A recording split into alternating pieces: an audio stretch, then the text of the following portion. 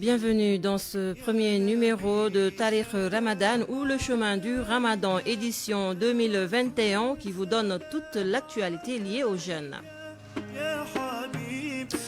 Journal du Ramadan que nous démarrons avec le retour des prières surrogatoires appelées Nafila dans les mosquées en ce mois béni. Imam, muezzin et fidèles affichent un grand sourire. Ils avaient hâte de retrouver le chemin de ces lieux de culte après une année de pause à cause du couvre-feu, conséquence de la pandémie à coronavirus. Mais attention, ils sont toujours conscients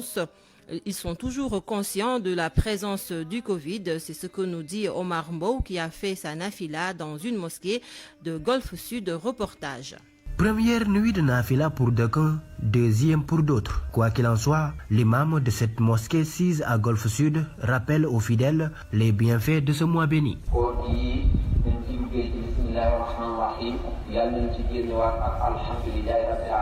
Après ceci, la prière démarre. Le lieu de culte était rempli comme un œuf. Certains fidèles confondent même leurs biens. Des habitudes retrouvées un an après. L'année passée, les fidèles priaient chez eux à cause de la pandémie de Covid-19. Oui, effectivement, les mosquées étaient fermées. Pour cette année, il est nécessaire de respecter les règles barrières pour couper la chaîne de propagation du virus, insiste l'imam. Et les muezzins. Voilà l'imam, vous prenez l'imam, parce que c'est lui l'imam, au journaliste, au côté RFM. Oui, on sait bien que le Covid a régressé, mais on continue à respecter les mesures barrières. Il y a beaucoup de monde, certes, mais on respecte la distanciation physique. Je suis fier d'être muezzin de cette mosquée et je me fie aux déclarations de l'imam. Il a tout dit. Qui n'est moi le principal. Khadija Dia, presque en burqa, se souvient des pratiques du Ramadan dernier. C'était peut-être manger, discuter avec la famille et dormir, aller à la maison de Dieu, prier. Vraiment, ça nous a énormément manqué. Elle pense et prie pour ses concitoyens qui ont péri à cause de la pandémie. Pour le repos de l'âme des disparus, pour ceux qui sont toujours dans les hôpitaux, on leur souhaite prompt rétablissement. Le Ramadan de l'année dernière est bien différent de celle-ci, malgré la levée des interdictions. Les croyants perturbés par le virus prient le ciel pour la disparition de l'ennemi invisible. Et nous allons à Matam pour un soutien aux nécessiteux pendant ce mois béni, région d'où est originaire le ministre de la Justice, Maître Malick Sall, qui a décaissé près de 200 millions de francs CFA pour distribuer des vivres aux familles du département de Matam. D'autres bonnes volontés ont aussi mis la main à la pâte, comme l'association Al-Remen de Sinthiou Bamambé, Matam, Ali Bandelnion.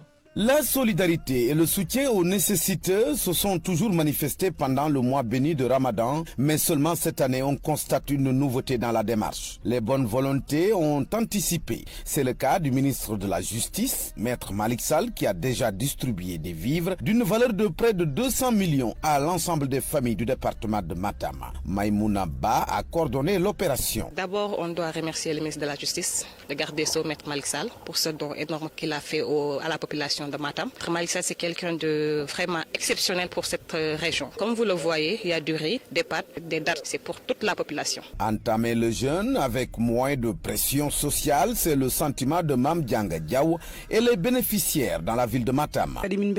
En ce mois de Ramadan, obtenir tous ces vivres-là, il nous a soulagés, il nous a beaucoup aidés en tant que mère de famille. Aujourd'hui, je sais que je vais bien entamer le mois béni de Ramadan.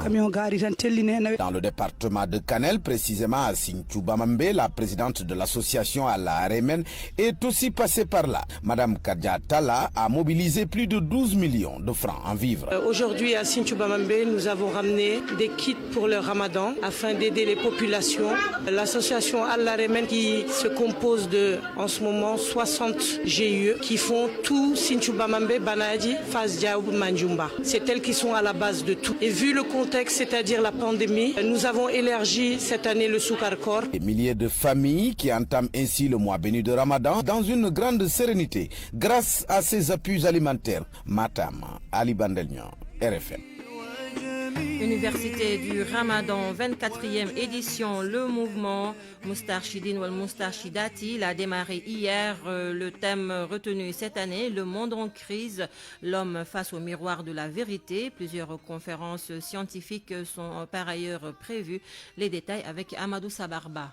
L'Université du Ramadan, un moment privilégié pour les Mourtachidites ou Mourtachidat où religions et sujets d'actualité sont au centre des débats durant tout au long du mois béni. Pour l'édition 2021, il sera question d'échanger avec les fidèles sur les acteurs politiques entre heure, l'heure et lueur, la liberté et les nouveaux droits. Pape Alenyang et Djibi Diakhaté feront un exposé sur les médias et la société. Dr Abdourahmane Lo va se pencher sur la question des réseaux sociaux et vie privée, la fin de l'intimité. Durant cette université du Ramadan, il sera question également de parler du soufisme, ses réalisations et ses dérives.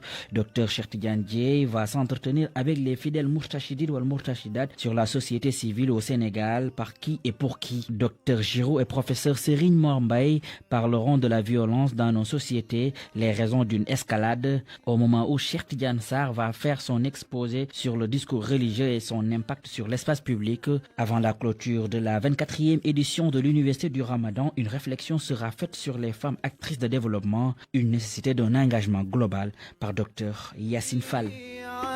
On vous en parlait hier dans nos grandes éditions, ce grand événement de commémoration du Ramadan à la grande mosquée Massalikul Jinan ici à Dakar, avec un vaste programme pour tout le mois. À cet effet, Mor Dagesila de la cellule de communication nous décline le programme d'aujourd'hui.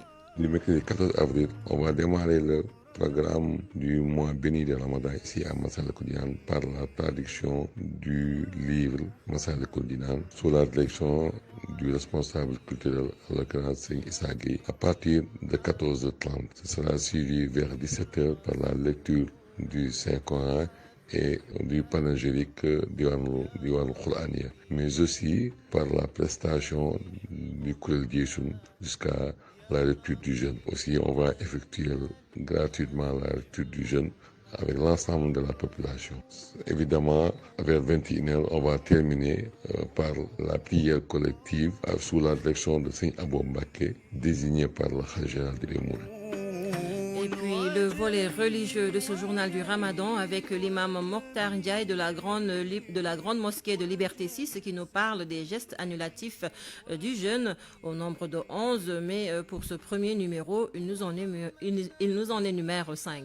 Le jeûne est annulé par les éléments suivants. Premièrement, toute matière, qu'elle soit liquide, gazeuse ou solide, qui entre dans l'organisme à travers le nez, les yeux, les oreilles, entre autres, à l'image des collyres, des perfusions, des injections et autres. C'est ce que nous dit Ibn Abbas radiallahu anhuma. Il nous dit que le jeûne est annulé par tout ce qui entre dans l'organisme et non par ce qui en sort comme les saignements, les vomissements et autres. Deuxièmement, il y a le vomissement provoqué. Si la personne vomit de façon volontaire, son jeûne est annulé. Le prophète Mohammed nous le dit.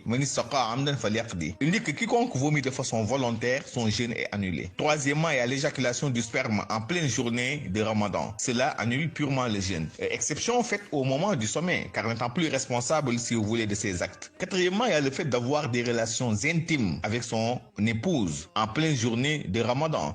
Je rappelle que les rapports intimes ne sont permis que la nuit, c'est-à-dire du coucher du soleil jusqu'avant l'aube. Donc, si la personne entretient des relations intimes avec son épouse en pleine journée de Ramadan, son jeûne est tout à fait annulé. Cinquièmement, il y a le fait de boire ou de manger par erreur ou par oubli. Cela annule purement le jeûne selon la thèse évoquée par Imam Malik.